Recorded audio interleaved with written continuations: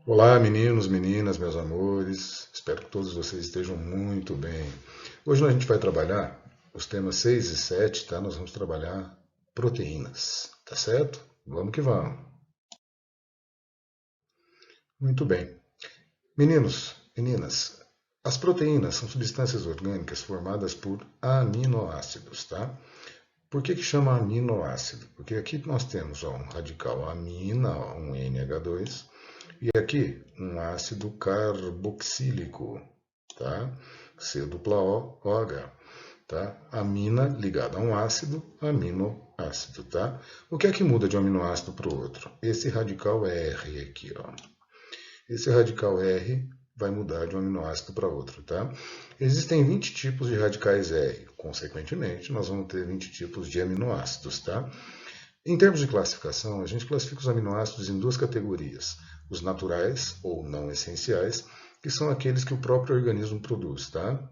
E onde que é produzido isso? No fígado.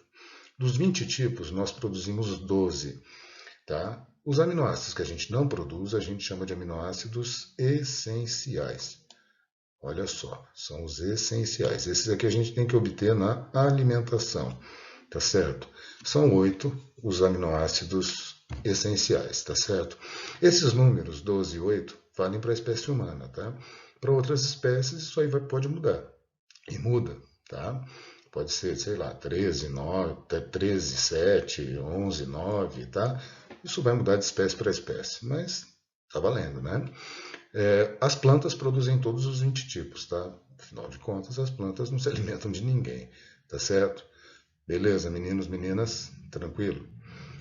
Então tá. Bom, olha só, nós temos aqui nessa tabela os aminoácidos não essenciais, né? Ou aminoácidos naturais, e aqui os aminoácidos essenciais, né? Tá certo? Ô, Trico, eu preciso guardar quem é essencial, quem não é essencial?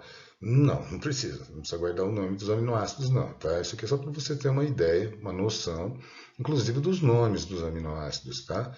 Tudo bem? Os nomes variam bastante, né? Glicina, alanina, serina, cisteína, glutamina, vamos que vamos. Fenilalanina. Ah, esse aqui eu gostaria de dar um destaquezinho nele, ó. Fenilalanina. A fenilalanina, existe um problema, tá, relacionado com a fenilalanina. Algumas pessoas têm uma doença chamada de fenilcetonúria. Fenilcetonúria. A gente chama os portadores da doença de fenilcetonúricos, tá? É, eles têm uma deficiência, porque as pessoas normais, quando elas ingerem esse aminoácido, fenilalanina, em excesso, o corpo da gente metaboliza isso, quer dizer, quebra esses aminoácidos e elimina os resíduos, tá?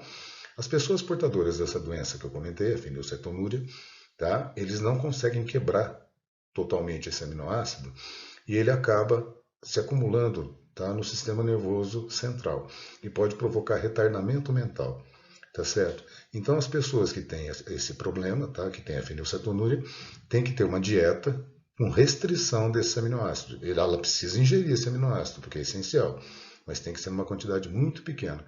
Então tem alguns alimentos que ela pode ingerir, outros não, tá? Então vai ter uma restrição na dieta, tá, desse aminoácido aqui. Tudo bem?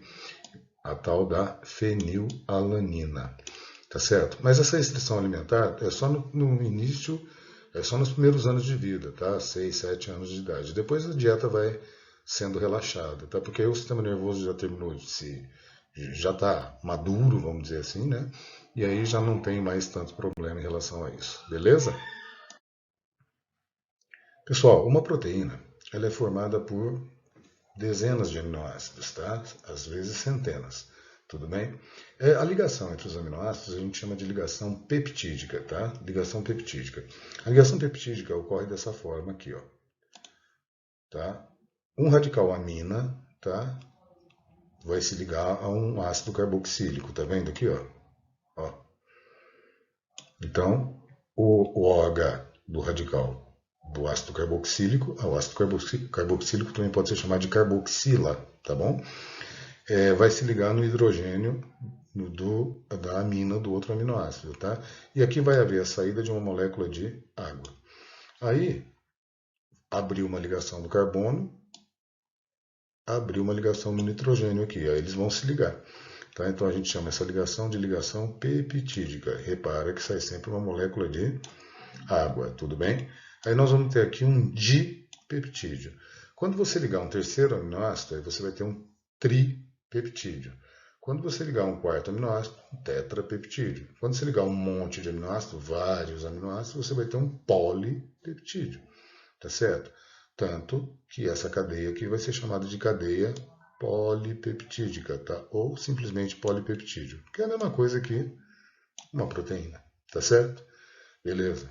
Só que esses aminoácidos, quando eles se ligam, eles têm que dar uma viradinha para ligar, tá? Para poder encaixar um aminoácido no outro, eles dão uma viradinha. Conforme eles vão se ligando, a proteína vai assumindo um formato em espiral, tá certo? Vai adquirindo um formatinho em espiral. Combinado? Então, cuidado com outro detalhe, tá? Por exemplo, se uma proteína tem 100 aminoácidos, ela vai ter 99 ligações peptídicas, tudo bem? Como assim, Trigo? Olha só, eu liguei 2 aminoácidos, não liguei? Quantas ligações peptídicas eu tenho? Uma. Se eu ligar 3 aminoácidos, eu vou ter quantas ligações peptídicas? 2. Se eu ligar 4, eu vou ter 3 ligações peptídicas. Se eu ligar 5, eu vou ter 4 ligações peptídicas. Então, repare que o número de ligações peptídicas é sempre uma menos do que o número de aminoácidos, tá? Tudo bem? Combinado? Cuidado com isso é pegadinha de vestibular, tá? E claro, o número de ligações peptídicas é sempre igual ao número de moléculas de água que vai sair. Beleza? Combinado, meninos, meninas? Bom, eu falei para vocês que quando os aminoácidos se ligam, eles vão dando uma viradinha, não é isso? Tá certo? Eles vão dando uma viradinha e a proteína vai assumindo um formato em espiral, tá bom? Olha só. Estrutura das proteínas. O que é a estrutura primária de uma proteína? A estrutura primária de uma proteína é a sequência de aminoácidos que ela apresenta, tá? Ah, então quem que é o primeiro aminoácido? Ah, sei lá, o primeiro aminoácido é metionina, tá? A gente abrevia por MET. Qual é o segundo aminoácido? Ah, é lisina. Qual é o terceiro? Serina. Qual é o quarto? Ah, valina. Qual é o quinto? Leucina. Tá? E assim por diante. Tá certo? É claro que essa sequência de aminoácidos muda de proteína para proteína, evidentemente, tá? Tudo bem. Mas repara que quando eu falo de estrutura primária, eu não estou preocupado com o formato da molécula, tá? Agora eu vou começar a me preocupar com o formato, tá? Então nós temos aqui a estrutura secundária da proteína. Estrutura secundária é aquele formato em espiral que eu falei para vocês, né? Que a proteína assume porque os aminoácidos, quando se ligam, eles vão ter que dar uma viradinha. Então imagina o seguinte, imagina que essa espiral aqui, ó, tá? Essa espiral que eu estou segurando aqui, ó, fosse a estrutura secundária da proteína, beleza? Combinado? Muito bom. Só que ela não vai ficar nesse formato. Ela vai fazer isso aqui. Essa espiral começa a se dobrar. Ó. Ela dobra sobre si mesma e acaba assumindo um determinado formato espacial. Tá? Cada proteína assume um formato espacial diferente da outra. Tá? Tudo bem? Então ela vai assumir um determinado formato em espiral. Tudo bem? Um determinado formato espacial, desculpa. Tá? Então a espiral vai se dobrar sobre si mesma. E aí nós vamos ter a estrutura terciária da proteína. Tá? Tudo bem? Esse formato aqui é importante porque é isso que vai determinar a função que essa proteína vai exercer. Tá? É esse formato que vai dizer se essa proteína vai ser um anticorpo, se ela vai ser uma enzima, se ela vai ser uma proteína estrutural, o que ela vai ser da vida. A maioria das proteínas termina aqui. Tá? Chega só na estrutura terciária e ponto final. Tá? Mas algumas proteínas, eu disse algumas, tá? Podem assumir uma outra estrutura que a gente chama de estrutura quaternária. Isso acontece quando você tem cadeias polipeptídicas unidas, ou seja, proteínas que se unem. Tá? Proteínas diferentes, não. Normalmente é o mesmo tipo de proteína que vai se unir. Tá? E vai ter um monte de proteína junto. É o caso, por exemplo, da hemoglobina. A hemoglobina não é uma molécula só de proteína, são várias, tá? Unidas entre si. Isso a gente chama de estrutura quaternária, mas são muito poucas as proteínas que chegam nesse tipo de estrutura, tá? Tudo bem? Pouquíssimas proteínas chegam na estrutura quaternária. Combinado? Agora tem um detalhe importante que a gente precisa comentar com vocês. Se eu aquecer muito essa proteína, tá? Se eu pegar essa proteína e esquentar demais, ou se houver uma variação muito brusca de pH, tá certo? Se o pH variar de maneira muito brusca, tipo assim, sair de pH 3 ou pH 8, tá? Tudo bem, o que acontece? Acontece o rompimento da ligação, tá? Que mantém a estrutura terciária se rompe, E aí a proteína volta para a sua estrutura secundária. Com isso, ela perde a sua função. Esse fenômeno a gente chama de desnaturação da proteína, tá? Então, temperaturas elevadas e variações bruscas de pH provocam a desnaturação da proteína, tá? E essa proteína desnaturada perde a sua função. Ah, Trico, então quando eu vou, sei lá, vamos pegar um exemplo. Quando você frita um ovo, tá? A albumina, a clara do ovo é pura albumina, e albumina é proteína. Ela desnatura, por isso que ela fica dura, por isso que ela endurece a clara, tá? Quando você frita, quando você cozinha um ovo, tá? Então, ocorre a desnaturação da albumina do ovo e a clara vai ficar durinha, tudo bem? Repara uma coisa, depois que desnaturou, pode acontecer renaturação? Nesse caso, não. Tá? Às vezes pode acontecer uma renaturação, a proteína voltar para o formato que ela tinha originalmente. Tá? Isso acontece, por exemplo, quando você esquenta leite. A proteína do leite, quando você ferve o leite, ela desnatura, mas quando ela esfria, ela renatura. Tá? Ela volta a renaturar. No caso da clara do ovo, não. Tá certo? No caso da clara do ovo, não renatura de jeito nenhum. Aliás, na maioria das proteínas, depois que desnaturou, ela não consegue voltar à forma original, à forma anterior. Tá? Ou seja, desnaturou, perdeu a função. Ah, Trico, mas quando você come, o que interessa são os aminoácidos, tá? Você vai digerir a proteína mesmo, tá? Essa proteína vai ser digerida no seu estômago, tá? No seu estômago e no seu intestino delgado também, tá? Então ela vai sofrer, ela vai ser quebrada, ela vai virar aminoácido. Toda proteína que a gente ingere vira aminoácido. O que você vai absorver é aminoácido. Então não importa se a proteína está desnaturada, não está desnaturada, dane-se. Tá? Você vai digerir mesmo. Tá? Então, o que importa são os aminoácidos que você vai absorver a partir da digestão dessa proteína. Combinado? Muito bom. E quais as funções que as proteínas exercem no nosso organismo? Tá? Ou no organismo de qualquer ser vivo, né? Não só no nosso. Tá? Primeira grande função, função estrutural. Função estrutural. Tá? Existem várias proteínas que vão entrar na estrutura, que vão participar da estrutura da célula, tá? Tudo bem? E do próprio ser vivo, claro, como um todo. Por exemplo, a queratina é uma proteína estrutural. Ela está revestindo a sua epiderme, fazendo com que ela fique impermeabilizada. Então, ela impermeabiliza a epiderme e também ajuda a dar firmeza, tá? Para a epiderme. Tudo bem? A actina e a miosina são duas proteínas contráteis que vão entrar na formação das suas células musculares. Tá certo? Então, entrar na formação de alguma coisa, esse é um papel estrutural. Tá? A sua hemoglobina também tem papel estrutural. Ela transporta o oxigênio no interior das suas hemácias, dos seus glóbulos vermelhos? Sim.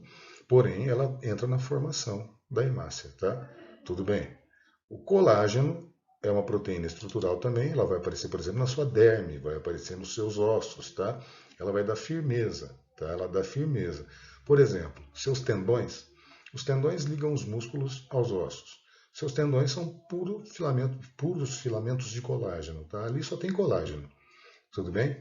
Elastina. A elastina ela vai dar elasticidade para a tua pele. Tá? Tudo bem? Então, tudo isso é proteína com função estrutural. Tem vários outros tipos de proteínas estruturais. Tá? Então, são só alguns exemplos que a gente está dando para vocês. A própria albumina é uma proteína com função estrutural. Por quê? Porque a albumina ela vai dar viscosidade para o teu sangue, beleza? Uma segunda função que as proteínas podem exercer é a função hormonal. Por exemplo, a insulina e o glucagon, que são produzidos pelo seu pâncreas, elas regulam os níveis de açúcar no sangue. São duas proteínas que têm função hormonal. Tá? Um outro hormônio importante, que também é proteína, é a somatotrofina, ou hormônio somatotrófico, produzido pela sua hipófise. Tá? Que é uma glândula localizada na base do teu cérebro. Tudo bem? A somatotrofina é mais conhecida como GH. GH que é o hormônio de crescimento, beleza? Uma terceira função que as proteínas podem exercer é a função enzimática. E o que é uma enzima? Enzimas são proteínas catalisadoras, ou seja, que aceleram as reações químicas, tudo bem? Por que elas aceleram a reação química? Porque elas diminuem a energia de ativação dessa reação. Toda reação química precisa de uma energia inicial para começar, tá? E isso a gente chama de energia de ativação. As enzimas fazem o quê? Elas diminuem a energia de ativação. Com isso, a reação acontece de maneira muito mais rápida. Gente, basicamente todas as reações químicas que ocorrem no interior das nossas células são mediadas por enzimas, tá? Ou seja, precisa da enzima para acontecer. Sem a enzima, essa reação química praticamente não ocorre, ou ocorre numa velocidade tão baixa que é como se não estivesse acontecendo, tá certo? Então, basicamente, todas as reações químicas do nosso corpo, tá? Elas precisam da atividade de alguma enzima, tá? Então a enzima precisa estar lá para que ela possa, para que a reação química possa acontecer. Beleza? E não esquece uma outra coisa que a gente falou quando falou na aula de vitaminas, tá? As enzimas, quando elas são produzidas numa forma inativa, tá? Que a gente chama de apoenzima. Elas precisam de um ativador também. Tá? Esse ativador a gente chama de cofator, você pode chamar de ativador enzimático mesmo. O papel que as vitaminas exercem, lembram dessa aula? Tá? E aí ela fica na forma ativa, que a gente chama de holoenzima. Beleza? Vamos que vamos. Muito bem. E como é que é o modo de ação de uma enzima? Tá? O modo de ação a gente chama de chave e fechadura. A enzima vai ter o formato certinho para o encaixe da substância que vai reagir em presença dela. Tá? A substância que reage em presença de uma enzima a gente chama de substrato. Substrato, tá? Tudo bem? Então repara que a enzima ela tem o formato certinho para o encaixe do substrato. Ó. Então aqui ó, você tem, isso aqui a gente chama de complexo enzima-substrato, tá? Tudo bem? Então o substrato já encaixou na enzima. Aqui, como exemplo, a gente tem aqui uma enzima chamada de maltase, que vai quebrar a maltose. Vamos lembrar que a maltose são duas moléculas de glicose, tá? Tudo bem, ligadas entre si. Então essa enzima aqui, ela digere a maltose, ou seja, ela quebra a maltose ao meio, ó, transformando a maltose em duas moléculas de glicose. Ó. O que essa molécula de sacarose está fazendo aqui? É só para você ver que essa molécula de sacarose não consegue se encaixar nessa enzima. Esse formato que ela tem não permite o encaixe da molécula de sacarose. Ó. Então essa molécula aqui não vai conseguir se encaixar ali. Ó. Ou seja, as enzimas são sempre específicas para um determinado tipo de substrato. Tá? Tudo bem? Elas são tão específicas que o nome dela é dado de acordo com o nome do substrato. Ó. Você pega o nome do substrato e acrescenta o sufixo ase. Eu mostrei como exemplo aí uma enzima de quebra, mas existem enzimas de formação também, tá? Tem enzimas que quebram, tem enzimas que formam substâncias novas, tá? Eu mostrei um exemplo de enzima de quebra, que aliás são as enzimas que você mais conhece os nomes, tá? Por exemplo, a amilase quebra amido, a lipase quebra lipídio, protease quebra proteína, e assim por diante. Maltase quebra maltose, tá? Sacarase vai quebrar sacarose, tá certo? Então as enzimas são sempre específicas. Uma lipase pode quebrar uma proteína? Não, só pode quebrar lipídio, tá certo? Não consegue quebrar proteína. Por quê? Porque elas são específicas, volto a insistir, tá certo? As enzimas sofrem muita influência de três fatores para atuarem. Elas sofrem influência do pH do meio, da temperatura e da concentração do substrato. Ó. Em relação à temperatura, toda enzima tem uma temperatura ótima para atuar, ó, tá vendo? Uma temperatura que é ótima para atuar. Tá? Tranquilo? Se você aumentar muito a temperatura, o que vai acontecer que eu falei para vocês? Ocorre a desnaturação da enzima. Ela vai desnaturar e ela deixa de atuar. Tá certo? pH do meio. Toda enzima tem um pH ótimo de atuação. Ó. Um pH ótimo de atuação. Tudo bem? Se você alterar o pH para mais ou para menos, a atividade enzimática vai cair. Ó. Agora, se o pH variar de maneira muito brusca, você sabe o que vai acontecer, né? Vai acontecer desnaturação também. Tá? E a concentração do substrato?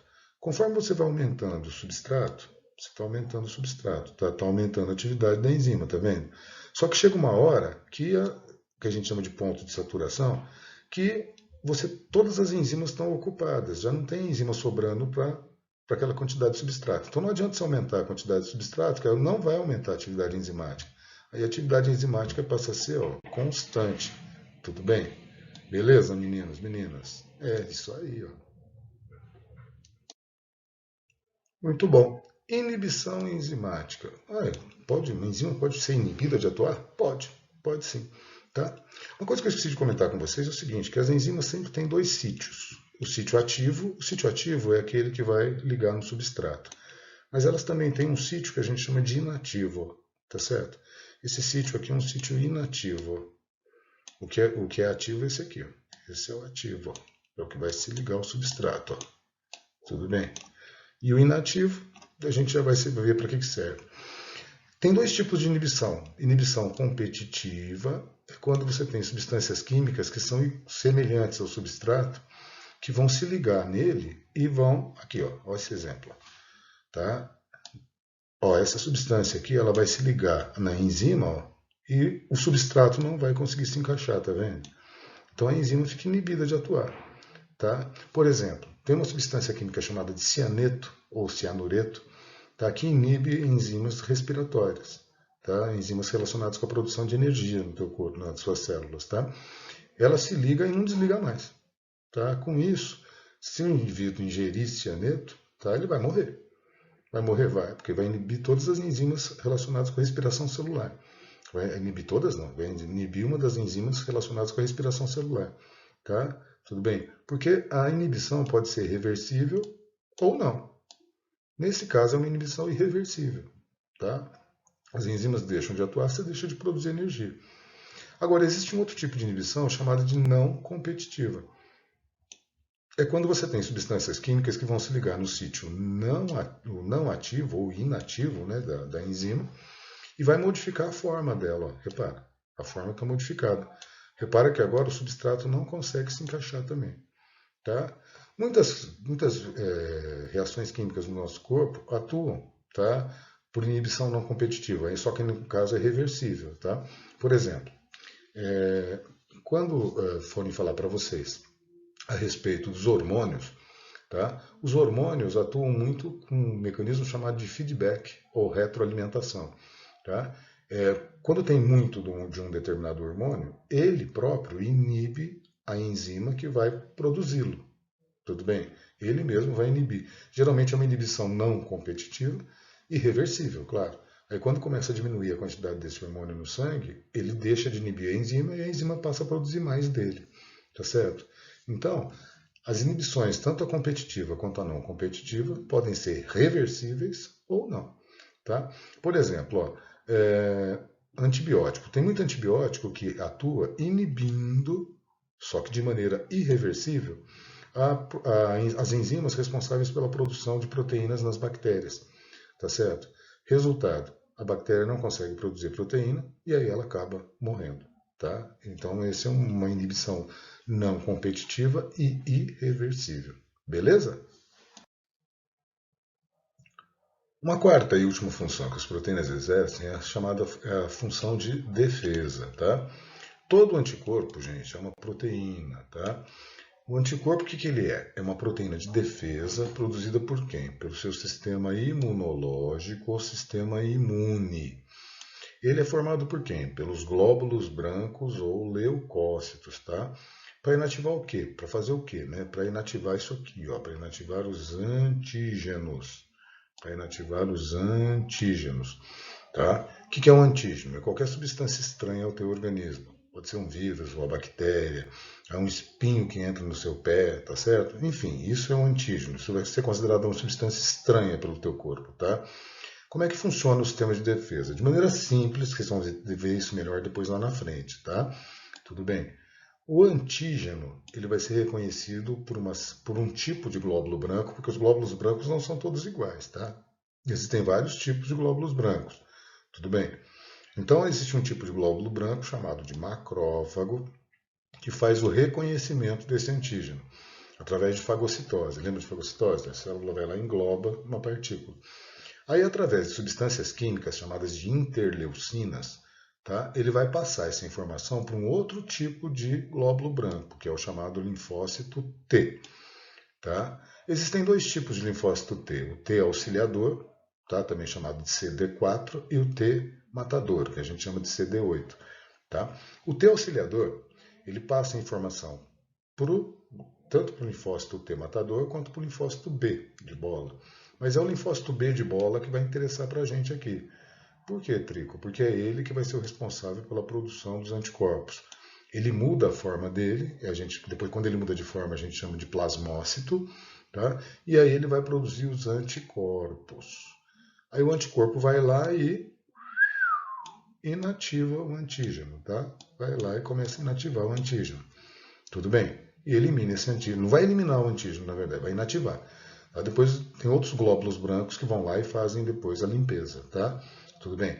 Mas o mais importante disso tudo é o seguinte, alguns desses linfócitos B de bola aqui, ó, alguns desses linfócitos B vão se transformar nas chamadas células de memória, tá? Vão se transformar nas chamadas células de memória, ó.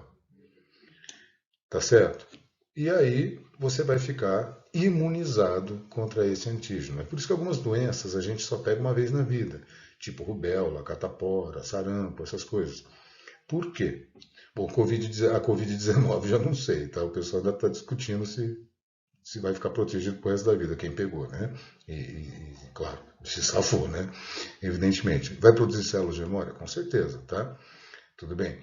E aí vai ficar imunizado, vai sofrer imunização, que é uma proteção que você adquire contra um determinado antígeno.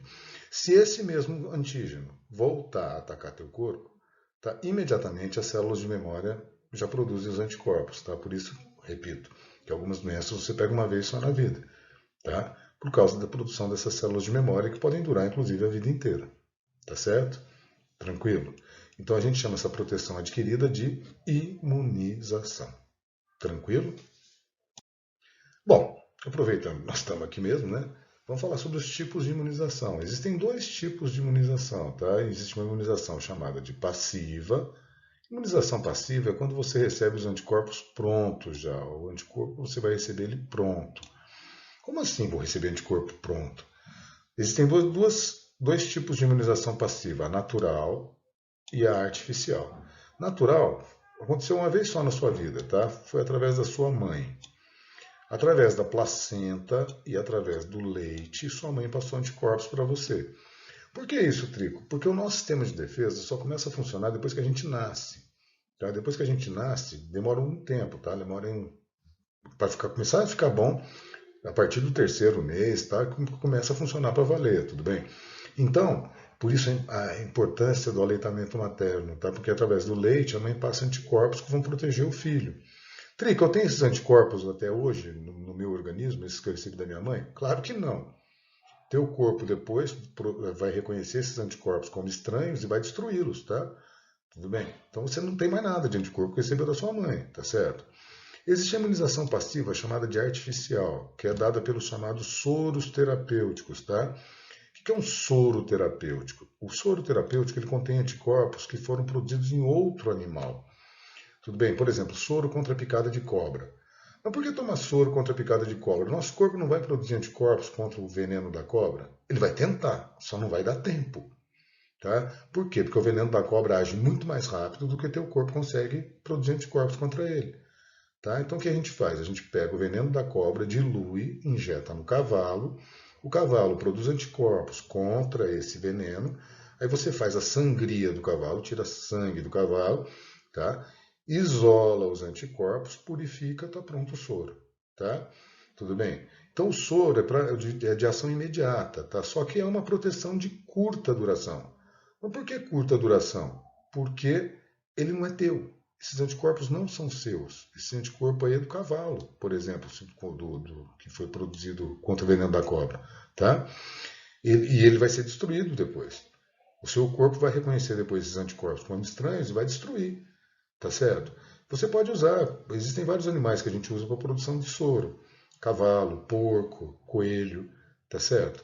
Então a gente usa vários tipos de animais diferentes para produzir soros. Tá? Então o soro é para uma situação imediata, tá? Para coisas assim, para urgências, para emergências, vamos dizer assim. Quando o teu corpo não consegue, vai ter tempo para produzir esses anticorpos, tá? Tudo bem? Então o soro é de ação imediata, mas dura muito pouco tempo. Traduzindo, se você for picado por uma cobra hoje, tomou o soro antiofídico, tá? Soro contra a picada de cobra, beleza. Se você for picado por uma cobra daqui a um mês, você vai ter que tomar o soro de novo. Por quê? Porque os seus anticorpos vão destruir aqueles anticorpos do outro animal que foi passado para você. Beleza? Agora, então, no soro, o soro não estimula a produção de células de memória, tá? Porque aí o anticorpo já está pronto e é de outro animal, combinado? Agora, existe a imunização ativa, é quando o seu próprio organismo produz os anticorpos lá. Tudo bem? Também é de dois tipos, natural ou artificial. Natural é quando você adquire uma doença. Tipo, você pegou rubéola. Você pegou rubéola, teve os sintomas da rubéola, tá? Seu corpo produziu os anticorpos, produziu células de memória, beleza, tá certo? E aí você nunca mais vai pegar rubéola na sua vida, porque você produziu células de memória. Então repare que isso aí é de longa duração. É uma proteção que você adquire, mas é de longa duração, tá? Agora, existe a imunização ativa artificial, que é o caso das vacinas. Tá? As vacinas contêm o quê? O que a gente chama de antígeno atenuado, atenuado ou aspas, morto. Tá?